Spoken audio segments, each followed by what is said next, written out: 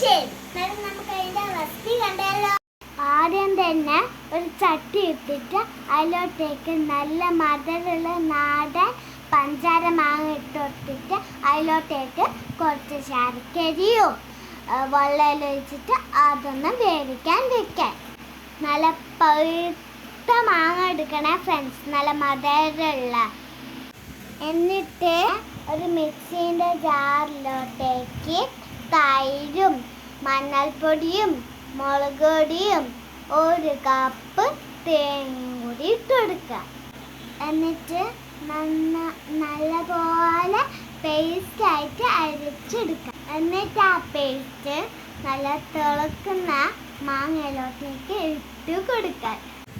ശേഷം കുറച്ച് വെള്ളം ജാറിലോട്ട് ഒഴിച്ചിട്ട് മിക്സ് ചെയ്തിട്ട് ഒഴിച്ചു കൊടുക്കുക. എന്നിട്ട് ഒരു ചട്ടിയിലോട്ടേക്ക് എണ്ണ ഒഴിച്ചിട്ട് കടുകും ഉലുവയും ഇട്ട് കൊടുക്കാൻ. കടുകും ഉലുവയും നന്നായിട്ട് പൊട്ടിയ ശേഷം കറിവേപ്പിലയും വറ്റൽ മുളകും ചേർത്ത് കൊടുക്കാൻ. അന്നേരം നമ്മളെ ടേസ്റ്റ് മാങ്ങാ പുളിശ്ശേരി ഇവിടെ റെഡി. എൻ്റെ വീഡിയോ ഇഷ്ടപ്പെട്ടിട്ടുണ്ട് ലൈക്ക് ചെയ്യുക, ഷെയർ ചെയ്യുക, സബ്സ്ക്രൈബ് ചെയ്യുക, ഒന്ന് സപ്പോർട്ടും കൂടി ചെയ്യണേ. എല്ലാവർക്കും ബൈ ബൈ.